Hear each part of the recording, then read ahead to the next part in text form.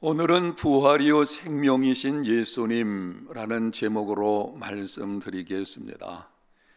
1873년 12월 22일 새벽 2시에 미국 뉴욕항을 출발해서 프랑스로 가고 있던 한 여객선이 영국 범선과 정면 충돌을 했습니다.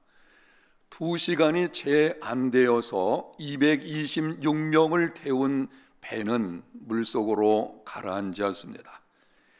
배에는 변호사요 실업가였던 스파포드 아내와 그의 4딸이 타고 있었습니다. 스파포드의 아내는 물 위에 떠 있다가 기적적으로 건짐을 받게 되었지만 4딸은 물속에 빠져 죽었습니다.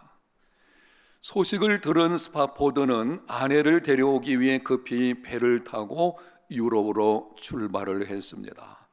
항해하는 도중에 선장이 그를 불러서 말을 합니다. 지금 우리는 얼마 전 여객선이 침몰한 장소를 지나가고 있습니다. 그날 밤 스파포드는 잠을 이룰 수가 없었습니다. 찢어지는 마음의 고통 중에 하나님을 바라보게 되었고, 하나님께서 그의 마음에 놀라운 평안을 주셔서 그가 찬송시를 쓰게 되었습니다. 그것이 우리가 알고 있는 찬송가 413장, 내 평생에 가는 길 순탄하여 늘 잔잔한 강 같든지 큰 풍파로 무섭고 어렵든지 나의 영혼은 늘 편하다. 내 영혼 평안해. 내 영혼 평안해. 부모가 죽으면 산에 묻지만 자녀가 죽으면 가슴에 묻는다고 합니다. 사랑하는 4딸을 한꺼번에 잃은 그 절망의 현장에서 여러분이 한번 생각해 보십시오. 4명의 자녀를 한꺼번에 잃은 그 현장, 그 마음의 고통은 이루 헤아릴 수가 없을 것입니다. 그 절망의 현장에서도 하나님을 바라보며 희망을 노래하는 사람, 이 사람이 그리스도인입니다.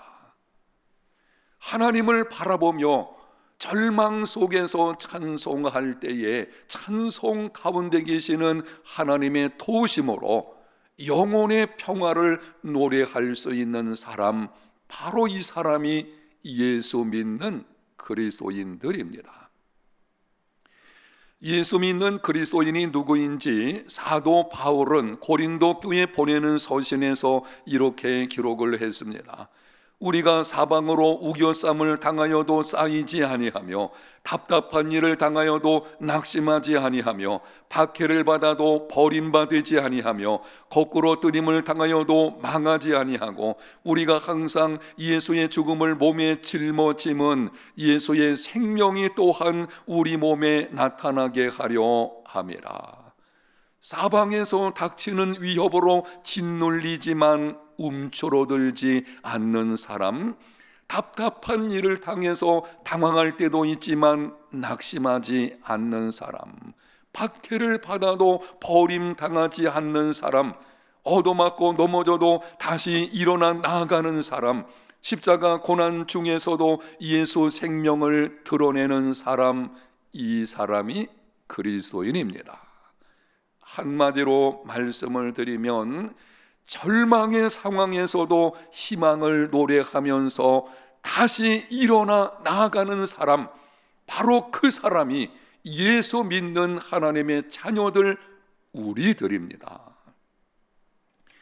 무엇이 그리스도인으로 하여금 이러한 삶을 살게 하는 것입니까? 절망의 상황에서도 희망을 노래하는 능력이 어디에서 오는 것입니까? 오늘 본문 25절과 26절에 예수님께서 말씀하셨습니다. 나는 부활이요 생명이니 나를 믿는 자는 죽어도 살겠고 무릇 살아서 나를 믿는 자는 영원히 죽지 아니하리니 이것을 내가 믿느냐. 예수님은 부활이요 생명이십니다. 예수님을 믿는 자는 죽어도 살게 되고 무릇 살아서 믿는 자는 영원히 죽지 않게 됩니다. 이것이 절망 가운데서도 희망을 노래하는 능력입니다. 예수님을 믿는다는 것은 예수 그리스도를 구세주와 주님으로 영접하는 것입니다. 예수님과 연합하는 것입니다. 예수님의 부활이 나의 부활이 되고 예수님의 생명이 나의 생명이 되는 것입니다. 그러므로 예수님을 믿는 자는 죽어도 살게 되고 살아서 믿는 자는 영원히 죽지 않게 됩니다. 죽어도 살게 된다는 말은 두 가지 의미를 가지고 있습니다. 미래적인 측면에서는 육신적인 죽음이 찾아온다고 할지라도 장차 주님께서 다시 오시는 그날에 신령한 몸으로 부활한다는 것입니다. 또 다른 한 가지는 현실적인 측면에서 오늘 본문에서 예수님께서 죽은 나사로를 살리신 것처럼 하나님의 뜻 가운데서 죽은 자를 살리시는 주님의 능력을 경험하는 삶을 사는 것입니다.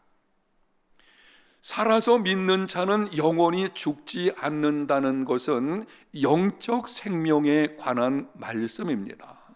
죽음에는 육체적인 죽음이 있고 영적인 죽음이 있습니다. 육체적인 죽음은 몸과 영혼이 분리되는 것입니다. 우리는 죽는다 그러면은 사라진다고 생각을 하지만 죽음은 사라지는 것이 아닙니다. 죽음은 몸과 영혼이 분리되는 것입니다. 영적인 죽음은 하나님과의 관계가 분리되는 것입니다. 누구든지 예수님을 믿으면 믿는 순간 하나님과의 관계가 회복이 되어서 영적 생명을 얻게 됩니다. 예수님 믿음으로 얻는 영적 생명은 영원합니다. 육체적인 죽음이라도 영적 생명을 결코 끊을 수 없습니다. 그러므로 예수님을 믿는 자는 절망의 상황에서도 희망을 노래할 수 있습니다. 오늘 본문 17절에는 이렇게 기록을 합니다. 예수께서 와서 보시니 나사로가 무덤에 있은 지 이미 나흘이라. 사랑하는 나사로가 병들었다는 소식을 듣고도 예수님께서는 계시던 곳에 이틀을 더 유하셨습니다. 이후에 예수님께서 베다니에 도착을 하셨을 때에 나사로가 무덤에 장사돼서 이미 나흘이 지났습니다. 여기 이미 나흘이라 라는 말은 아주 중요한 의미를 가지고 있습니다. 우연히 기록된 것이 아닙니다. 사도 요한이 의도적으로 이 말씀을 기록하는 것입니다. 당시 랍비들의 전통에 의하면 죽은 사람의 영혼은 육신의 재결합을 소망하면서 3일 동안 육체 주위를 떠돌아 다닌다고 합니다. 그러다가 육신이 며칠 지나서 부패하기를 시작하게 되면 이제는 완전히 떠나가 버린다고 합니다. 실상은 그렇지 않죠. 사람이 죽으면 그 영혼은 천국에 가든지 지옥에 가든지 둘 중에 한 곳으로 가게 됩니다. 그곳으로 간 영혼은 하나님의 특별한 섭리가 아니면 결코 돌아오지 못합니다. 당시 랍비들의 전통에서 가르치는 것은 미신적인 것입니다. 그럼에도 사도 요한이 여기 의도적으로 이미 나흘이라 라고 기록한 것은 이런 뜻을 가지고 있습니다. 이미 몸이 부패가 시작된 상태, 살아날 가능성이 전혀 없음을 의미하는 것입니다. 누가 보더라도 이미 끝난 것을 의미합니다. 이후에 예수님께서 나사로의 무덤가에 가셔서 말씀하시기를 돌을 옮겨 놓으라. 그때 마르다가 말을 합니다. 주여, 죽은 지 나흘이 되었음에 벌써 냄새가 나고 있습니다. 이제는 끝났다는 것입니다. 이제는 몸이 썩기 시작하는데 아마 당시 사람들은 랍비들의 그 전통적인 가르침, 영혼이 3일 동안 주위를 빙 돌다가 이미 나흘이 되었으니 더 이상 이제는 가망이 없다는 것을 염두에 두고 아마 이렇게 말을 했을지도 모르겠습니다. 그러나 예수님께서 말씀을 하셨습니다. 나는 부활이요 생명이니 나를 믿는 자는 죽어도 살겠고 무릇 살아서 나를 믿는 자는 영원히 죽지 아니하리라. 무슨 말씀이십니까? 나흘이 지난 것 문제될 것이 없다는 것입니다. 끝장난 것처럼 보이는 상황, 아무 문제가 없다는 것입니다. 오히려 나흘이 지난 것, 끝난 것처럼 보이는 이 상황은 예수님께서 부활이요 생명이심을 분명히 드러내는 방편이 되었습니다. 명심하십시오. 우리에게 찾아오는 기막힌 상황들, 절망의 상황은 하나님의 능력을 더 분명하게 드러낼 수 있는 방편들입니다. 이 믿음을 가지고 있어야 돼요. 그러므로 예수님이 부활이요 생명이심을 믿는 그리스도인은 절망의 상황에서도 희망을 노래하게 됩니다. 이렇게 정리해서 말씀을 드릴 수 있습니다. 예수님은 부활이요 생명이기 때문에 예수님을 믿는 우리에게는 언제나 희망이 있습니다. 영상에 기록된 말씀 다 같이 한번 큰 목소리로 읽어보겠습니다. 예수님은 부활이요 생명이기 때문에 예수님을 믿는 우리에게는 언제나 희망이 있다. 아멘. 절망의 상황을 이겨내려면 먼저는 내가 누구인지를 알아야 하고 그 다음에는 현실을 직시해야 합니다. 두 가지를 말씀드리고 있어요. 내 인생에 찾아온 기막힌 상황을 이겨내려면 예수 믿는 나는 누구인지를 먼저 알아야 합니다. 그리고 현실을 눈을 똑바로 뜨고 직시해야 합니다. 예수 믿는 나는 누구입니까? 부활이요 생명이신 예수 그리스도와 연합된 자입니다. 예수 믿는 나는 죽어도 살게 되고 이미 예수님을 믿음으로 영원한 생명을 얻은 자입니다. 그러므로 예수님을 믿는 우리에게는 언제나 희망이 있습니다. 제2차 세계대전 당시 빅터 프랭클이라는 유대인 정신과 의사가 있었습니다. 그는 나치 수용소에서 고생하다가 전쟁이 끝나면서 자유를 얻게 되었고 수감되어 있는 동안 겪었던 많은 일들을 정신과 의사의 눈으로 분석해서 유익한 책을 썼습니다. 그가 수용소에 있을 때에 함께 수감된 사람들 중에 유명한 작곡가가 있었다고 합니다. 한 번은 그 작곡가가 다가와서 말을 하기를 내가 얼마 전에 희한한 꿈을 꾸었습니다. 꿈 속에서 어떤 사람이 말하기를 전쟁이 1945년 3월 30일에 끝날 것이라고 했습니다. 그들이 대화를 하던 때는 3월 초였습니다. 꿈대로 이루어진다면 얼마 지나지 않아서 전쟁이 끝나고 자유를 찾게 되는 것입니다. 작곡가의 얼굴은 희망의 빛이 넘쳐 있었습니다. 그런데 3월 말이 가까우는데도 종전의 소식은 들려오지를 않았습니다. 작곡가의 마음이 초조해서 안절부절을 했습니다. 그러다가 급기야 30일을 하루 앞둔 29일에 고열로 쓰러져서 그 다음날 세상을 떠났습니다. 병원에서 검사를 해보았더니 발진 티부스가 원인이었습니다. 빅터 프랭클은 이 사건을 이렇게 분석했습니다.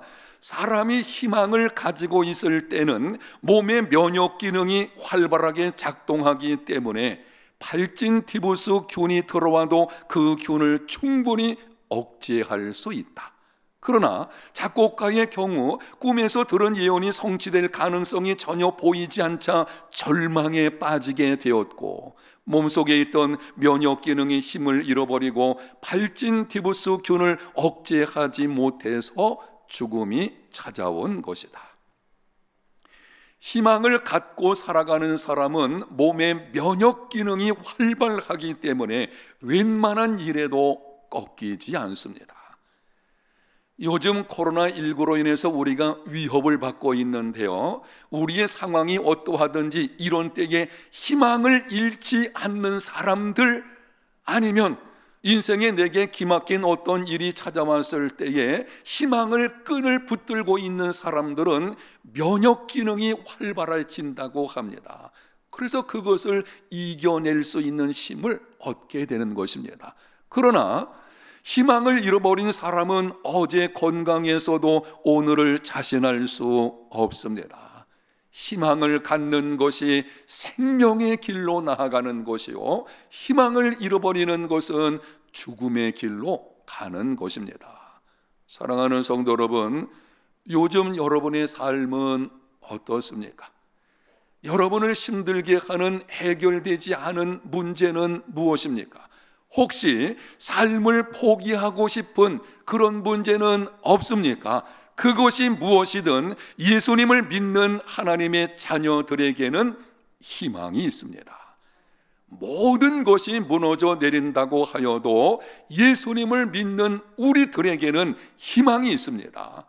우리 안에 우리와 함께 하시는 예수 그리스도는 부활이요 생명이시며, 예수님을 믿음으로 말미암아 우리는 죽어도 살게 되고 영원한 생명이 이미 우리에게 주어져 있기 때문입니다. 그런데 현실적으로 절망의 상황에서 희망을 노래하려고 하면 기억할 것이 있습니다. 부활이요 생명 되시는 예수 그리스도의 능력을 실제 나의 삶 속에서 경험하는 삶을 살려고 하면 반드시 기억할 것이 있습니다. 오늘 본문 21절과 22절입니다. 마르다가 예수께 여짜오되 주께서 여기 계셨더라면 내 오라버니가 죽지 아니하였겠나이다. 그러나 나는 이제라도 주께서 무엇이든지 하나님께 구하시는 것을 하나님이 주실 줄을 아나이다. 마르다가 말을 합니다. 주께서 여기 계셨더라면 내 오라버니가 죽지 아니하였겠나이다. 불완전한 믿음을 보여주는 것입니다. 예수님은 시공을 초월해서 능력을 행하시는 분이십니다. 많은 거리가 떨어져 있다고 할지라도, 시간적인 차이가 있다고 해도 예수님께서 한번 말씀하시면 말씀대로 이루어지는 그분은 성자 하나님이십니다. 마르다가 말하기를 주께서 여기 계셨더라면 불완전한 믿음입니다. 그럼에도 그 다음에 마르다의 말을 주목해야 됩니다. 그러나 나는 이제라도 주께서 무엇이든지 하나님께 구하는 것을 하나님이 주실 줄 아나이다. 예수님께서 죽은 오라버니를 살려주실 것이라는 것을 기대한 것은 아닙니다. 아직 마르다에게는 그 믿음의 단계에 이르지를 못한 것입니다. 그럼에도 마르다는 고백합니다. 그러나 주님께서 무엇을 구하시든지 하나님께서 그것을 들으실 줄로 나는 믿습니다. 나는 여전히 주님을 신뢰하는 믿음을 갖고 있다는 것입니다. 그 믿음이 구체적으로 어떤 것인지 27절에 보게 되면 마르다가 이렇게 고백을 합니다. 주는 그리스도시요 세상에 오시는 하나님의 아들이심을 내가 믿습니다. 기대한 것과 달리 예수님께서 늦게 오셨습니다. 아무런 조치를 취하지 않으신 것처럼 보이는 상황입니다. 그럼에도 마르다는 예수님을 신뢰하는 믿음을 버리지는 않았습니다.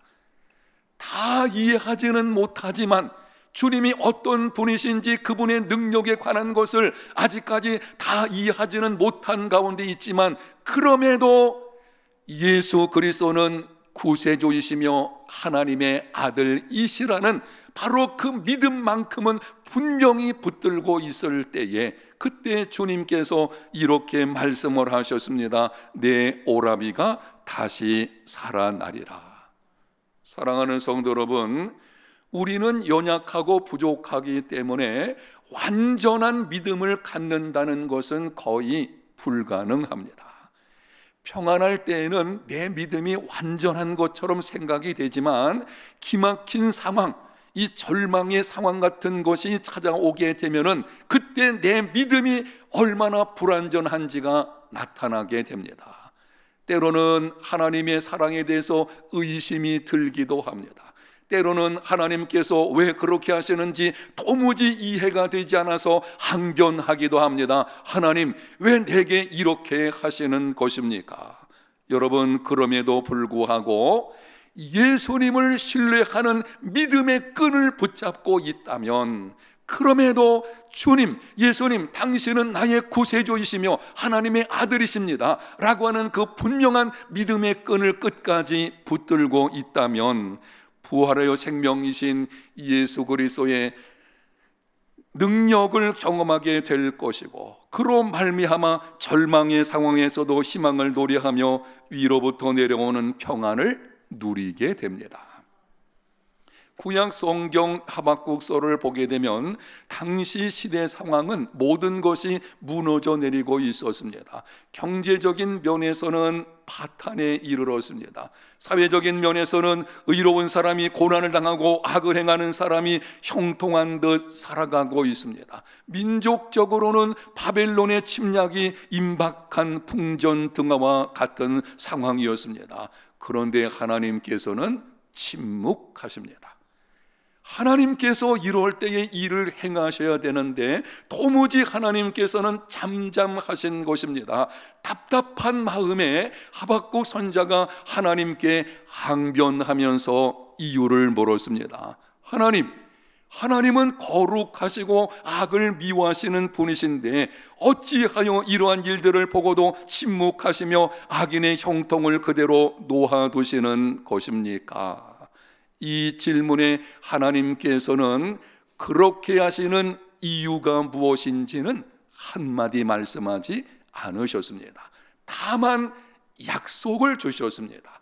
오직 의인은 믿음으로 말미암아 살게 될 것이다. 장차 물이 바다를 덮음같이 여호와의 영광을 인정하는 것이 세상에 가득하게 될 것이다. 하박국 선지자는 그 약속을 붙잡았습니다. 실상 하박국 선지자는 완전한 믿음의 사람은 아니었습니다. 그는 하나님께서 왜 그렇게 하시는지 다 이해하지는 못했어요. 그의 믿음은 완전하지 못한 것입니다. 그럼에도 하박국은 그 상황 속에서 하나님이 주신 약속의 말씀을 붙들었습니다.